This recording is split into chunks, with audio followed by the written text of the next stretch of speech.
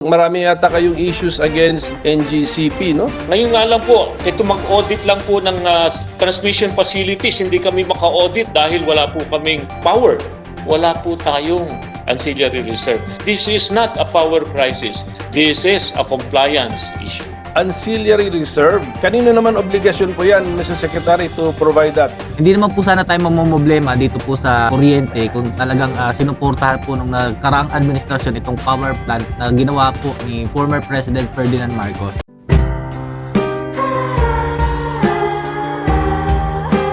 Yo, what's up mga lods? It's Megan Peps TV. Welcome back po sa YouTube channel.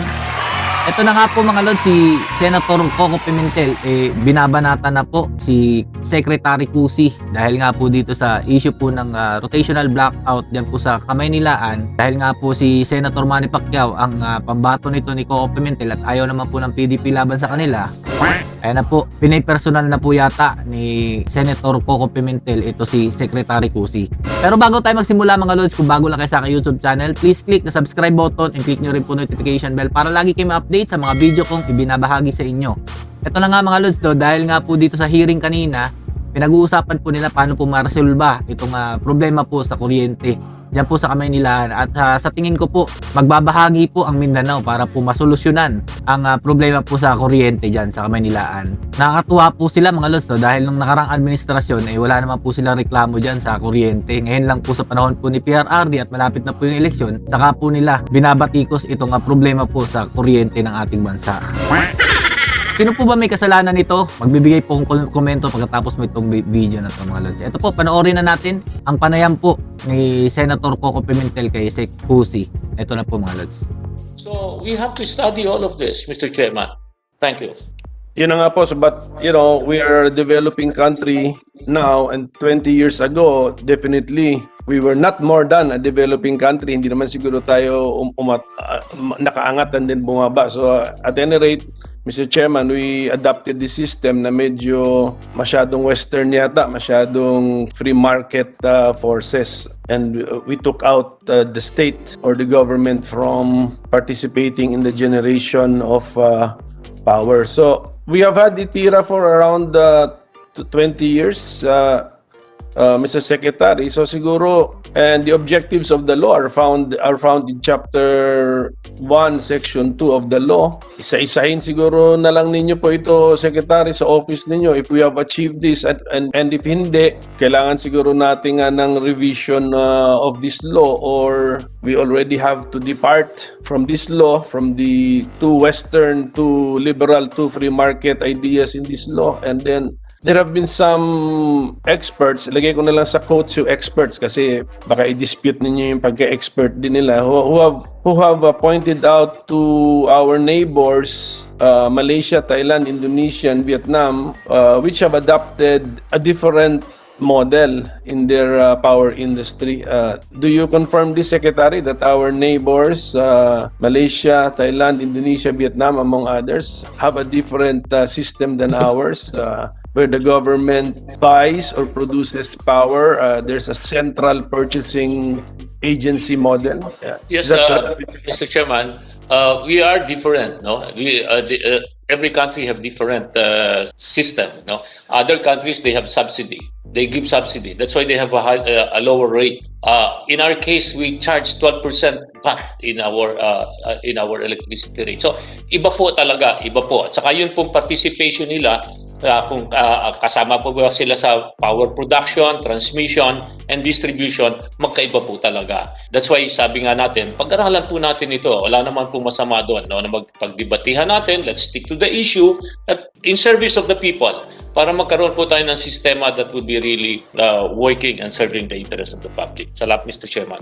Marami yata kayong issues against the NGCP, no? Mahirap lang masundan kaagad, but if you have position papers which we can study, tapos yung transmission line, sabi nyo kami sa Mindanao, we have an excess power, Negros, is it Negros Island, which is also excess power, or Negros Occidental only? And yet, the problem is we cannot share this power because of the lack of transmission lines. Whose obligation is that, Mr. Chairman? Mr. Secretary, to put up these transmission lines? Yan po kasama sa franchise po ng NGCP, Mr. Chairman. And how old has this franchise been, Mr. Chairman? 10 years almost, Mr. Chairman. Oo nga, 10 years. No, so that could have been built, but siguro baka naman masyadong mahal that they overlook the cost, or is it very clear in their franchise that they should build the transmission line, no matter the cost, they should look for the financing for it? Mr. Chairman, that is part of the program for the country to grow, to have a transmission line and distribution line that is really serving the country's interest. Ano po ito na privatize po ito, kasama po ito sa pag-develop, no po. At yun po naman, ang tao po rin po, taong bayan po ang nagbabayad po noon. There is a cost recovery system kung paano po yun. At yun po naman ina-address din ng gobyerno. So binabayaran po din ng tao yan. So yun, isa sigurong malaking issue ito. Ngayon kunyari merong mga konektado na itong, so if you connect Mindanao to the Visayas grid and then the Negros Island to the Visayas grid, we will have already a nationwide interconnected grid. Ano ba yung resulta nun? Yes. We will have, Mr. Chairman, we will have a national, we will have one national grid, connecting all the islands, and we can be sharing the power. That's the objective of that national grid, Mr. Chairman. Yeah, yun yung theory doon, ano? The excess power in Mindanao can now be used by all the way to Ilocos Norte. Ganun ba yun? Is that the theory? Well, the excess power from Mindanao can be delivered here to Luzon, so the entire Luzon can make use of it. Kaya nga po yun, that is injustice also to the investors in Mindanao who put up those power plants, na dapat sana na-deliver dito. So ngayon, stranded yung power doon. Some plants are not running at all because hindi nga po ma-deliver, walang demand. There is transmission congestion. Kaya nga, pero ang maganda lumabas ngayon, Mr. Chairman, the obligation to provide for the transmission line is with NGCP. And is it an obligation or is it just an option under the contract? Obligado ba sila o option lang po yan that they have the discretion to decide? Mr. Chairman, the transmission business is a monopoly. And hindi po pwede yan maging optional po. Obligasyon po yan, kasama po yan sa concession contract. Sige, with your advocacy for this, Mr. Secretary, siguro samahan nyo na rin ng information dissemination how our rates in Mindanao will be affected. Maapektuhan ba ang rates per kilowatt hour ng consumers in Mindanao if we do this? Just for our information. Yan po, Mr. Chairman, siyempre po, alam natin na yung supply and demand factor determines the price na po. But having an excess na doon sa Mindanao, talaga po ngayon, at yung presyo po sa Mindanao mababa dahil po sa Agus Pulangi, po. Dahil doon po sa mababang presyo ng Agus, that is NPC running that, and Pizan. And ngayon po, kung magkakaroon po yan, it is may cost benefit po yun, pwedeng tumaas, pwedeng bumaba. Depende po sa sitwasyon, Mr. Chairman.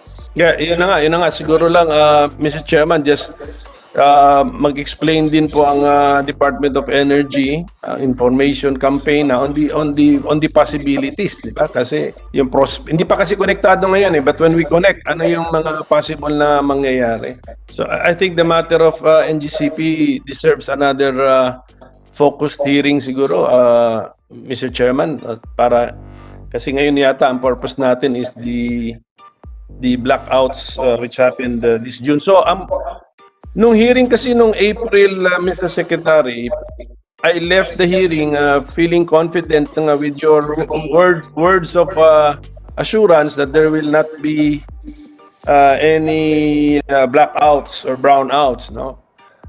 But of course, merong if yun, sabi nyo, if the plants are healthy, function as usual.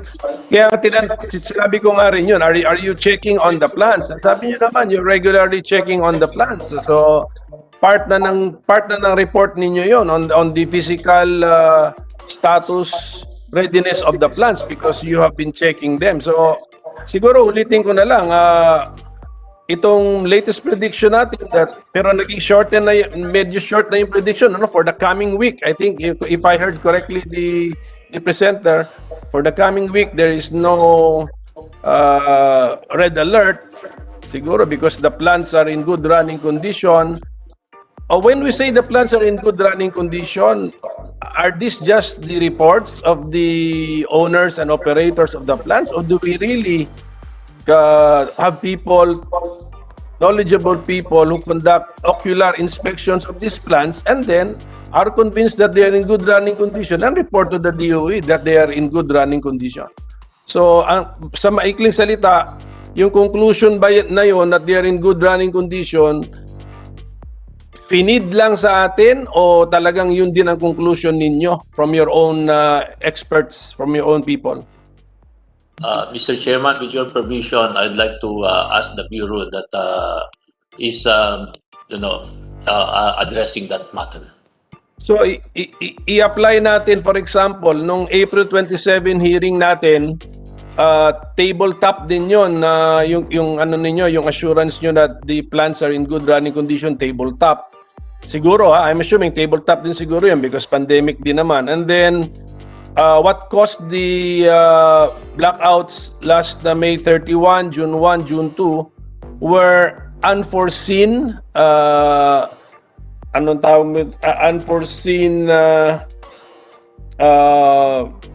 malfunctioning in the same power plants that we have put under tabletop analysis. Tama po ba yun? Ganun ba yung nangyari? Unforeseen? Mr. Chairman,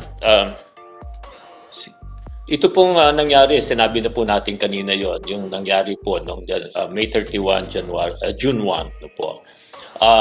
Tama po yun, Mr. Chairman, na sinabi ko po na hindi tayo magkakaproblema dahil based on the projection, the supply and demand, wala po tayong problema. Pero may kulatilya po, sinabi ko po na huwag lang sanang magkakaroon ng dalawang major power plants na babagsak, forced outages. No po. Nangyayari po yon. Kahit Kotsimbago, tumitigil po sa may kakaproblema.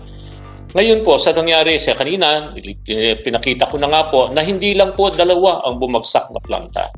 4 na malalaking planta ang bumagsak po. No po. Ngayon po, hindi na po ito pangangatwiran. Sinasabi natin na pwede naman sana kung yung transmission line nandun dahil mayroong plantang available na papasok. Kaya lang yung transmission line, wala dun eh. Hindi na natin po gagamitin ang sinasabi. Kaya lang po talagang unforeseen yung nangyari doon. Yung boiler leak, nagkakaganon po yun. No? Nangyayari po talaga. Kaya nga po dito sa planta po, they have allowable outages. Their PSA, their contract with the distribution company and the generation company, may kontrata po yan. May allowable outages po sila. Nasasabihin na, nangyayari, magpapalit ng maintenance, may ganon po. Kaya nangyari po yun. And those were unforeseen events. And I'm sure the GenCos didn't like those things to happen also. But it happened, no? For whatever reason that we are still investigating, Mr. Chairman, and we will share with you our findings. Oo nga po, sa mga naintindihan ko nga po, there are planned outages and there are also unplanned or unforeseen. Kaya nga, lahat ng assurances will be subject to all of these unforeseen or unplanned outages. Unfortunately nga, our tabletop analysis, your papers there at the DOE, at the tabletop analysis, put these plants under the column good running condition. Mga ganun nga. So maybe when conditions will allow people to move out and move around, there can really be some technicians, knowledgeable technicians who conduct ocular inspections so that the conclusion that the plant is in good running condition is not fed by the plant, by the owner of the plant or the operator of the plant, but is a conclusion of the regulator. Is that part of the plan, or is that possible? Or even before the pandemic, we never did this, Secretary, that we just relied on the assessment of the operator or owner of the plant, that the plant is in good running condition, and then bulagaan na lang, magugulat na lang tayo kasi kung magkaroon nga ng breakdown ang plant na hindi niya predict, the plant can always say it's an unplanned, unforeseen breakdown. Ganun na nga yun eh. Kasi hindi niya report beforehand that I'm not going to produce power at this certain date and time. So what is the plan, Secretary? Or what has been the practice before COVID? Tabletop din ba tayo? Mr. Chairman, yan po mga pangyayari. Talaga po may mga nangyayari na hindi natin mapipredict. Ano po? How it happened, when it happened, and bakit why it hindi po natin talaga may there are things that have been unforeseen, that are unforeseen, no? Kahit na how diligent we study, never mind these GenCos, these power plants are not being maintained by DOE. These are maintained by qualified people, by the owners. Sila po yun, no? And we rely on their technicals. Now, these GenCos, I'm sure they want their plants running. So lahat po yan, they're in place. It can be table, it can be actual. That's why part of our proposal is that you give us authority. You give authority to DOE to sanction, no? Pupunta kami doon, to demand. Ngayon nga lang po, kahit mag-audit lang po ng transmission facilities, hindi kami maka-audit dahil wala po kaming power. So, yan po, no? So, no matter, kahit na po sabihin natin na ganyan, wala kang authority. Pero ang meron po tayong system, may redundancy po tayo, no? That's why we have the ancillary reserves, no po? Katulad din po yan, kahit na bagong gulong ang nakakabit sa kotse, bago yan, biyahe ka, natamaan ng pako, those are unforeseen, but yun, you have to have a reserve. Ang nangyari po rito sa atin, kanina po na-mention na natin, wala po tayong ancillary reserve. So nandun na po yun sa sistema. Kaya sinasabi ko po rito ngayon, this is not a power crisis. This is a compliance issue. Last few questions na lang, Mr. Chairman. I'm sorry for this, pero ancillary reserve, kanino naman obligasyon po yan, Mr. Secretary, to provide that? Unfortunately, again, this is at the hands of the private sector, NGCP, Mr. Chairman. At ayun nga mga lods, so napanood nyo naman po ang kanilang balitaktakan. Mukhang na may personal nga po talaga po si Coco Pimentel dyan po sa kanyang problema kay Secretary Cusi. Ito po yung opinion ko dito mga lods. Hindi naman po sana tayo mamomblema dito po sa kuryente kung talagang sinuportahan po nung nakaraang administrasyon itong power plant na ginawa po ni former President Ferdinand Marcos. Ngayon po ginagawa na solusyon ni PRRD at ng administrasyon niya, ang dami nyo naman pong tinatalak dyan. Ha? Bakit hindi po ninyo talakan kung sino man po may pakana? Bakit po nagmahal ang ating bill sa kuryente? Alam nyo naman po kung sino yun dahil nga po ang oligarko po ang sinasamba ninyo nung nakaraang administrasyon, kaya po nagkandaleche-leche po tayo sa konsumo sa kuryente ng ating bansa. Ayun mga lord, siguro alam nyo na po ang dahilan kung bakit po nila ito binabati ko si Secretary Cusi about po dito sa kuryente. Dahil nga po dismayado po sila, hindi po sila ang pambato ng PDP laban. Ayun mga lods, dito lang po magtatapos ang aking video at kung nagustuhan nyo man po itong binahagi ko sa inyo, please click the subscribe button and click nyo na rin yung notification bell para lagi kayo ma-update sa mga video kong ina-upload. Mabuhay po kayo, PRRD, sa tunay na pagbabago. Peace!